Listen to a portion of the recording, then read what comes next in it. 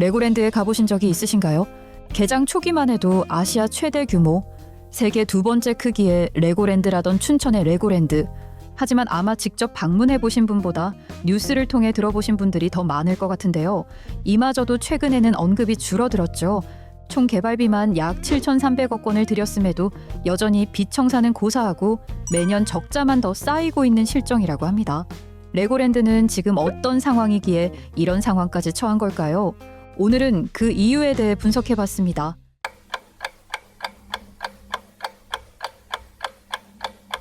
레고랜드는 2022년 5월 어린이날에 맞춰 문을 열었는데요. 당시 강원도는 아시아 최대 규모, 세계 두 번째 크기의 레고랜드라고 소개하면서 연간 200만 명 방문, 일자리 9,000개, 경제 유발 효과 6천억 원이라는 청사진도 함께 내놨습니다. 투입한 개발비만 약 7,400억, 부지 면적도 무려 132만 제곱미터로 어마어마한 규모였죠. 방문객이 머물 호텔과 어트랙션 외 다른 시설에도 많은 공을 들였는데요. 그렇게 완공된 레고랜드는 새로운 관광지가 될 것처럼 보였습니다. 하지만 기대와 달리 레고랜드는 초기에만 반짝 방문객을 모으는 수준에서 그쳤는데요. 레고랜드의 위치 때문이었습니다. 레고랜드는 춘천시 외곽에 위치한 중도라는 섬에 자리 잡고 있죠. 그만큼 다양한 어트랙션이 들어갈 부지 확보에는 적절해 보였지만 방문객 입장에서는 너무해진 곳에 위치해 접근성이 떨어진다는 인상을 준 겁니다. 실제로 레고랜드는 춘천역과 직접 연결된 교통망이었고 셔틀버스 역시 배차 간격이 길거나 이용 시간이 제한적입니다. 자가용을 이용하지 않는 이상 접근성이 매우 떨어지는 구조죠. 심지어 호텔을 예약해도 주차장은 일반 방문객과 함께 쓰는 구조여서 가족 단위 방문객 입장에서는 도착하기도 전에 피곤하다는 반응이 적지 않았습니다. 비싼 입장료도 관광객의 발걸음을 줄인 요소였는데요. 레고랜드의 입장료는 성인 기준 6만 5천 원, 어린이는 5만 5천 원입니다. 겉보기엔 다른 테마파크와 비슷하거나 조금 비싸 보일 수도 있지만 실제 이용자들이 비교하는 건 할인 후 체감 가격입니다. 에버랜드나 롯데월드는 다양한 카드사 제휴, 통신사 할인 쿠폰 적용으로 3만 원대 자유 이용권도 어렵지 않게 구매할 수 있는 반면 레고랜드는 할인 폭도 작고 제휴도 거의 없습니다. 내부에서 판매하는 식음료까지 합치면 부담은 더 커집니다. 레고랜드에서 판매되는 핫도그 가격은 6,900원, 추러스와 아이스크림은 9,000원대에 달합니다. 아이들과 함께 식사를 하면 5만 원에서 6만 원은 기본적으로 나가는 구조죠. 게다가 기프트샵도 외부 대형 마트와 크게 다르지 않은 구성이지만 가격은 더 비싸다는 후기가 많은데요. 가족 단위 방문객들이 입장료만 구매해 즐기는 경우가 드물다는 점을 생각하면 확실히 큰 부담이 될 것 같네요. 불편한 교통과 비싼 입장료를 감안하고 레고랜드를 방문했지만 문제는 끝나지 않습니다. 레고라는 브랜드 특성상 놀이기구는 대부분 2세에서 초등학생을 대상으로 구성돼 있었고 청소년이나 성인이 탈 만한 어트랙션은 매우 제한적이었습니다. 어트랙션 대부분이 야외에 위치해 있어 여름엔 덥고 겨울엔 춥고 비가 오는 날에는 절반 이상이 정상 운영되지 않기도 했죠. 함께 운영되는 레고랜드 호텔도 평일 기준 30만 원, 성수기에는 60만 원이 넘는 객실료를 받고 있지만 호텔 내부에는 편의점도 없고 조식 패키지 외에는 따로 즐길 만한 콘텐츠가 많지 않습니다. 주차도 불편하긴 마찬가지인데요.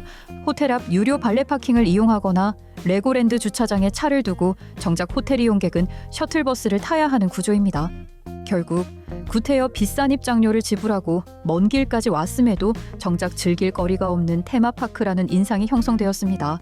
재방문을 하긴 꺼려지는 곳이 되었죠. 이런 불만은 곧바로 수치로 이어졌습니다. 2022년 5월 개장 이후 12월까지 약 8개월 동안 레고랜드를 찾은 방문객은 65만 3,991명이었습니다. 당시로서는 나쁘지 않은 출발이었죠. 하지만 다음 해인 2023년 연간 방문객 수는 63만 2,871명으로 소폭 감소했고 2024년에는 49만 4,618명으로 큰 폭으로 줄었습니다. 2024년 방문객 수는 첫 해에 비해 약 24% 감소한 수치이며 연간 200만 명이라는 애초 목표의 4분의 1에도 미치지 못하는 수준입니다. 더 심각한 건 이 하락이 전체 관광객 흐름과 반대로 나타났다는 점입니다. 같은 기간 춘천시 전체 관광객 수는 오히려 17% 증가했고 남이섬과 춘천박물관 등 인근 관광지들도 상승세를 보였습니다. 이 가운데 레고랜드만 유독 방문객 수가 줄어든 겁니다. 관광객 수는 늘었는데도 방문객이 줄어든 건 경쟁력의 문제로 볼 수 있죠. 아시아 최대 규모라던 레고랜드는 왜 이렇게까지 외면을 받게 되었을까요? 사실 레고랜드의 이런 문제는 사업 구조에서부터 시작되는데요. 강원도는 레고랜드를 유치하던 당시 강원중도개발공사 GJC라는 공공법인을 설립했습니다. GJC가 개발과 투자, 부지를 담당하고 실질적인 운영은 해외 운영사인 멀린 엔터테인먼트가 담당했죠. 말하자면 돈은 민간이 벌고 손실은 세금으로 메우는 구조가 굳어진 겁니다. 문제는 손실의 규모가 엄청났다는 점이죠. GJC는 2014년부터 무리하게 채권을 발행하면서 2천억 원 넘는 빚을 졌고 유적지 훼손 논란까지 겹치며 사업은 끊임없이 흔들렸습니다. 결국 2022년 9월 GJC는 자력으로 빚을 갚기 어렵다며 회생 신청을 발표했고 강원도는 대신 갚겠다고 나섰습니다. 이 과정에서 필요한 금액은 무려 2,050억 원이었는데요. 그 대가는 도민의 세금으로 메워졌습니다. 이게 바로 한동안 화제가 되었던 레고랜드 사태입니다. 현재는 회생 신청이 철회되고 채무 역시 강원도가 갚아가며 사태가 어느 정도 마무리가 되었지만 여전히 GJC와 레고랜드 모두 수익 창출이 어려운 상태입니다. 강원도는 급한 문제는 일단락시켰지만 여전히 구조 조정을 진행 중인데요. 레고랜드 역시 입장료 중심의 수익 모델을 고수하며 앞으로의 수익을 기대하긴 다소 어려운 상황입니다. 앞서 설명드린 것처럼 레고랜드를 찾는 방문자 수는 점점 줄어들고 있죠. 하지만 레고랜드는 당장의 시설 개선보다는 오히려 연간 회원 가격 대폭 할인이라는 수단을 택했는데요. 최근 레고랜드가 출시한 엘리트 패밀리 패스를 보면 가격은 1인당 99,000원입니다. 이 정도 가격이면 2번만 방문해도 본전을 뽑을 수 있죠. 자체적으로 객단가를 내린 겁니다. 하지만 정작 레고랜드를 1년에 2번 이상 방문하는 일 자체가 많지 않으니 이마저도 많이 팔릴지 의문이 들 수밖에 없는데요. 방문객 자체가 저조한 현 상황에서 고정비는 계속 나가니 운영을 하면 할수록 적자는 커지고 부담은 늘어나는 상태입니다. 그렇다면 다른 테마파크 산업들도 이런 위기를 겪고 있을까요? 국내 대표적인 테마파크인 에버랜드는 코로나 이후 입장객 수가 다소 줄긴 했지만 전체 매출은 꾸준히 증가 중인데요. 에버랜드의 연매출은 2020년 이후부터 꾸준히 상승해 4,260억 원에서 7,566억 원까지 대폭 늘어났는데요. 롯데월드도 같은 기간 동안 1,200억대에서 3,300억대로 급상승했죠. 두 경우 모두 입장료 할인은 유지하면서도 객단가를 높이는 데 집중한 겁니다. 에버랜드는 판다월드의 인기를 매출로 연결시킬 수 있게 푸바오 캐릭터를 상표 등록하고 굿즈, 음료, 의류 사업까지 확장했습니다.